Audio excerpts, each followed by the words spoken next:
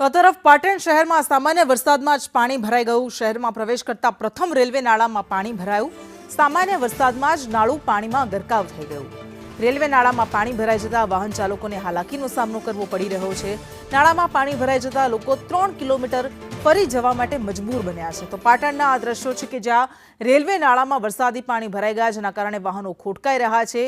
વાહન ચાલકોને ભારે મુશ્કેલીનો સામનો કરવો પડી રહ્યો છે। એટલું જ નહીં, 3 કિલોમીટર ફરીને જવા માટે તેમને મજબૂર બનવું પડ્યું છે। હવામાન ખાતાની આગાહીને લઈને જે 1 જૂન સુધી ગુજરાત રાજ્યના ઘણા જિલ્લાઓમાં ભારે વરસાદ આવવાની આગાહી હતી, તેને લઈને પાટણ જિલ્લામાં પણ ગત મોડી રાત્રે વરસાદ ખાબક્યો હતો ને જેને લઈને જે પાટણનું ગરનાળું વિસ્તાર કહેવાય ત્યાં આગળ કલાકો સુધી પાણી ભરાયા હતા અને લોકોને જે અવન જવનનો રસ્તો હતો તે બંધ થઈ ગયો હતો।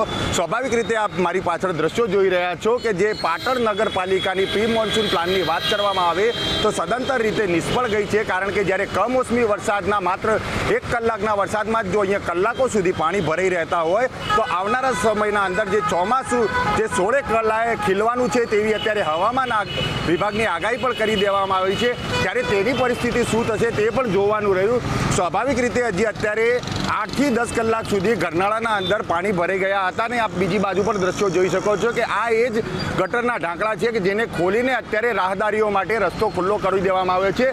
પરંતુ જે પ્રી મોન્સૂન પ્લાનની વાત કરવામાં આવે તો જે પાટણ નગરપાલિકાની પ્રી મોન્સૂનની પ્લાન સદંતર નિષ્ફળ નીવડે છે, કારણ કે આ પાટણનું એ ગરનાળું છે કે માત્ર 1 થી 2 ઇંચ વરસાદ આવે ત્યારે કલાકો સુધી બંધ રહે છે અને આ એ જ રસ્તો છે કે સમગ્ર પાટણ જ્યારે પાટણની બહાર જવું હોય કે કોઈ એમ્બ્યુલન્સને જવું હોય તો માત્ર આ એક જ રસ્તો છે, પરંતુ આજ દિન સુધી આનો કોઈ નિવેડો આવ્યો નથી। હવે જોવાનું છે કે આગામી સમયના અંદર જ્યારે વરસાદ આવે છે ત્યારે જે પ્રી મોન્સૂનની જે પ્લાનની વાતો છે તે કેટલી સાચી નીકળે છે।